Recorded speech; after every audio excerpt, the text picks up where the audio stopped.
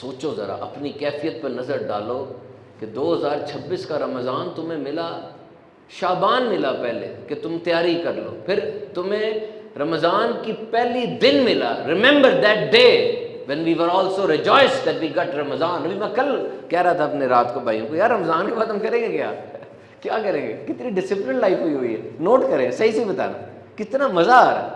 کھانا نہیں کھاتے، اپنے پیٹ کا حفاظت کر رہے ہیں، وقت کو بار بار دیکھ رہے ہیں، سحری میں ٹائم، افطاری میں ٹائم، اور حج لگ گیا کیا ٹائم کیا جی، سب بیٹھیں گے کھانا کھائیں گے، کھجوریں آ گئی زندگی میں، عبادت کا دل کرتا ہے. جو نمازیں نہیں بھی پڑھ رہا اس کا دل نمازوں میں لگا ہوتا ہے، جا رہے ہیں تراویح پڑھ رہے ہیں. اچانک رمضان چلا جائے گا، کچھ دن کا مہمان ہے. واقعی ہے کہ نہیں بونس؟ صحیح بتانا. لائف کو ڈسپلن کر دیتا ہے، لائف کے اندر مینجمنٹ لے آتا ہے، سکھا جاتا ہے ہمیں، اللہ کے قریب کر دیتا ہے ہمیں. واقعی اللہ کا مہمان ہے، وہ اس کی یاد، اس کو دیکھ کے اللہ یاد آتا ہے. بہرحال یہ یاد رکھنا کہ نمازیں صرف رمضان میں نہیں ہیں، اور توبہ صرف شب قدر میں نہیں ہے، اللہ کی رحمت صرف شب قدر میں نہیں ہے.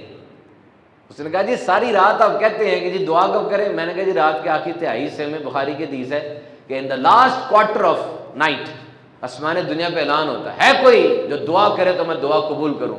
کہتا جی رات کو تو اعلان ہو گیا، جب صبح ہوتی ہے تو کہ دروازے بند ہو جاتے ہیں، ختم ہو گئی؟ میں نے کہا نہیں، جب صبح ہوتی ہے دروازے ایک نئی شان سے کھل جاتے ہیں کہ جو رات کو نہیں آیا دن کو آ جائے، دن کو بھی معاف کر دیں. میں تیرا رب العالمین ہوں، میں دن کو بھی رب ہوں، رات کو بھی رب ہوں. تو آ تو صحیح میرے پاس. تجھے کب ٹھکرایا؟ تو ہی نہیں آتا. تجھے مجھ سے بڑھ کر کوئی رب مل گیا معاذ اللہ، تجھے مجھ سے بڑھ کے کوئی آقا مل گیا جو تو مجھ سے بھاگتا ہے. تو بندے کو کوئی ملے تبھی بھاگتا ہے نا، تو میرے پاس آ. تو رمضان میں ایسا نہیں ہوا تھا کہ جب چاند نظر آیا، رویت ہلال کمیٹی نے کہا جی چاند نظر آ گیا، تو ایک فرشتہ آیا اس نے پکڑ کے آپ کو مسجد میں کھڑا کر دیا. ایسا نہیں ہوا. اور جیسے ہی عید کا چاند نظر آئے گا تو شیطان آئے گا آپ کو گھسیٹ کے مسجد سے باہر نکال دے گا. It's you, it's you, it's you. آپ نے کیا جو کرنا اپنے ساتھ. تیری محنت نہیں لگتی، ذہن بنانا پڑتا ہے. یور مائنڈ کی not differentiate between good and bad. Your mind کی not differentiate between evil and good. آپ کا دماغ اچھے برے میں فرق نہیں کر سکتا. یاد رکھ لینا، یہ سائنٹیفک فیکٹ ہے، سائیکالوجی بتا رہا ہوں آپ کو. آپ کا دماغ اچھے برے میں فرق نہیں کر سکتا. لوگ شرابیں نہیں پی رہے، دنیا کے زیادہ لوگ شرابیں پی رہے ہیں. سب لوگ زنا نہیں کر رہے، لوگ دھوکہ نہیں کر رہے، زیادہ لوگ کر رہے ہیں یہ کام. جس چیز کو آپ ریپیٹ کریں گے نا وہ چیز آپ کی ذات کا حصہ بن جائے گی. بس آپ نے نوٹ کیا ہوگا، ایک بندہ نمازیں پڑھ رہا ہوتا ہے، ساتھ جھوٹ بھی بول رہا ہوتا ہے، دھوکہ دے رہا ہوتا ہے. کیا نوٹ آپ؟ میں نے دیکھے ایسے لوگ نمازیں پڑھ رہا ہوگا لیکن مارکیٹ میں مشہور ہوگا کہ یار یہ دھوکے باز ہے. کیوں؟ اس نے نمازوں کو ریپیٹ کیا تو نماز عادت بن گئی، اس نے دھوکے کو ریپیٹ کیا تو دھوکہ عادت بن گئی. جس چیز کو وہ ریپیٹ کریں. اور رب تعالیٰ نے آپ کو 30 دن کی ریپیٹ کرنے کا آپشن دیا تھا کہ 30 دن تمہیں دے رہا ہوں کہ تم ریپیٹ کرو نمازوں کو، درود کو، سخاوت کو، سحری کو، افطاری کو، بھوک کو، ڈسپلن کو، ٹائم مینجمنٹ کو، فوکس کو، تقوی کو. تمہیں کتنی اپرچونٹیز میں دے رہا تھا، ایک ایک چیز تمہیں دسترخوان پہ نعمتیں دی، رزق بڑھ گیا، دودھ، کھجور، پھل، پوری دنیا میں اس کی ٹریڈ بڑھ گئی، ہر طرف ایک نور کا سما بن گیا. واقعی دیکھا دیکھی بھی عبادت ہو رہی تھی، ٹی وی کے اوپر بھی مذہب دین اسلام شروع ہو گیا تھا، تمہارے موبائل پر ایپس آ رہی تھی، ریلز. تمہیں انوائرمنٹ دے دیا تھا. اور یہ بھی نہیں کہا کہ صرف لبنان والوں کے لیے اور عرب والوں کے لیے وہ رحمتیں ہیں، پوری دنیا کے تم مسلمان ہو، رمضان تم پہ سایہ فگن ہے. 1 کا 70 کسی ایک کے لیے نہیں ہے، کامن ناؤن ہے. قرآن پڑھا بہت لوگوں نے، آپ میں سے بھی کئی ہوں گے جنہوں نے قرآن پاک ختم کر لیا ہوگا. کیا نا قرآن پاک ختم، پڑھتے ہو نا کچھ جی رمضان ہے، رمضان میں بالخصوص اہتمام ہوتا ہے، اچھی بات ہے، ہونا چاہیے. 1 کا 70 مل رہا ہے تو 1 کا 70 مل رہا ہے. اور رمضان میں قرآن پڑھیں گے تو رمضان میں قرآن کا 1 حرف کا کتنا ہوتا ہے قرآن پڑھنے کا؟ بولو نا. روزہ لگ رہا ہے، روزہ لگ رہا ہے، روزہ لگنا چاہیے تھوڑا سا نا. روزہ لگنا نا، یہ تو بچپن میں کہتے تھے روزہ لگنا چاہیے. اگر روزہ لگنے کا وہی مطلب ہے نا تو روزہ لگنا چاہیے. میں کچھ شہروں میں گیا ہوں، میں شہر کا نام نہیں لیتا، وہاں پہ لوگ نا سحری میں اٹھتے ہیں اور میرے فون کا جواب مغرب کے بعد دیتے ہیں۔ مغرب سے ان سے فون بات کرو، ان کو سمجھ نہیں آ رہی ہوتی کیا ہو رہا ہے اس وقت دنیا، ان کی باتوں سے لگ رہا ہوتا ہے دنیا میں اندھیرا ہے، اس وقت دنیا ساری بند ہے۔ مغرب کے بعد ان کی آواز میں توانائی آتی، تو میں سوچتا ہوں کہ روزے کا کیا مطلب، اس کو فائدہ ہوا؟ ساری رات تو جاگتا رہا یہ، اب ساری رات ٹنکی فل 3 دفعہ فل ہو گئی، اب صبح اٹھ کے وہ بالکل ہے، تو روزہ تھوڑا لگے تو بدل روزہ ہے نا، کام کرو اس میں آگے بڑھ کے کچھ ایفرٹ کرو اور آپ کو فیل ہو کہ مجھے روزہ لگ رہا ہے۔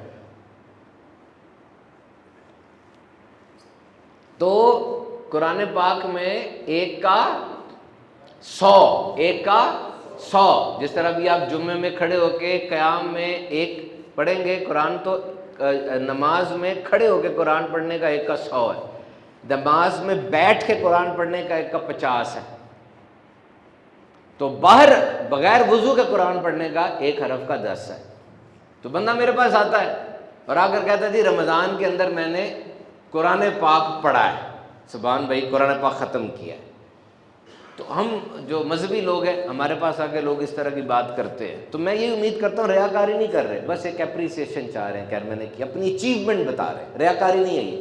ویسے ہمیں دعاؤں کا کبھی کہتے ہیں تو بڑی عجیب عجیب باتیں کہہ جاتے ہیں، کبھی کبھار گھر کے وہ راز بتا جاتے ہیں تو بتانے نہیں چاہیے، لیکن ہم یہی سوچتے ہیں کہ یار یہ مجھ میں سولوشن دیکھ رہا ہے۔ تو مومن کا دل رازوں کا قبرستان ہونا چاہیے۔ پھر سنو، مومن کا دل رازوں کا قبرستان ہونا چاہیے۔ مجھے بات بتا گیا، بات ختم ہو گئی، وہ بات ختم ہو گئی، بات ختم ہو گئی۔ پھر تاکہ اوپن رہے، وہ اس کے پاس تو ایک ونڈو رہے نا۔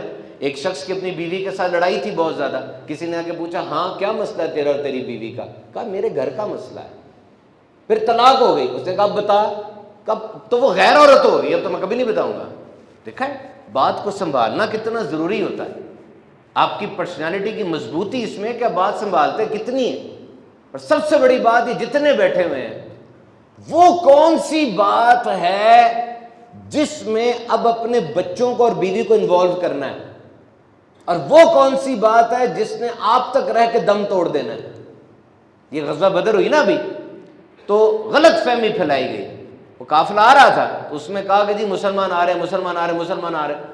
یہ مس انفارمیشن بڑی خطرناک ہوتی ہے۔ سچ ابھی تسمے باندھ رہا ہوتا ہے، جھوٹ پوری دنیا گھوم کے آ جاتا ہے۔ سچ ابھی تسمے باندھ رہا ہے، جھوٹ پوری دنیا گھوم کے آ گیا۔ ہارورڈ کی ریسرچ کے مطابق جان بوجھ کے غلط فہمی اور افواہ نہیں پھیلتی، ہم لوگ 70% جھوٹی خبروں کو زیادہ شیئر اور زیادہ ری ٹویٹ کرتے ہیں۔ 70%، کیوں؟ چسکا زیادہ ہوتا ہے اس میں، میرے ذریعے پتہ چلے دنیا کو، میں دسی تھی نا تینوں، وہ پھیل گئی، بات تباہ ہو گئی، سب تباہ ہوتا جاتا ہے۔ مس انفارمیشن از آنیسٹ، مجھ سے غلطی ہو گئی۔ ڈس انفارمیشن از ڈیسیو۔ اے ایمان والو تحقیق کر لو، میڈیکل کی خبر آئی ہے تحقیق کرو پہلے ڈاکٹر سے، انجینئرنگ کی خبر آئی ہے تحقیق کرو پہلے انجینئر سے، پھر اس کو شیئر کرو۔ آپ کی پہچان ایسی ہونی چاہیے کہ یار یہ شیئرنگ ویسے نہیں کرتا۔ مجھ سے کسی نے پوچھا کہ سوشل میڈیا بہت خطرناک ہے، میں نے کہا سن لو، پورے سوشل میڈیا میں سب سے خطرناک بٹن جو ہے نا وہ شیئر کا ہے۔ کہاں کہاں شیئر کرتے ہو مجھے بتاؤ؟ اس ذات کی پہچان تو صحیح ہونی چاہیے نا، یار یہ بندہ سچ بولتا ہے، جب مرو تو لوگ کہیں تو یار یہ سچا آدمی تھا، دنیا سے گیا ہے۔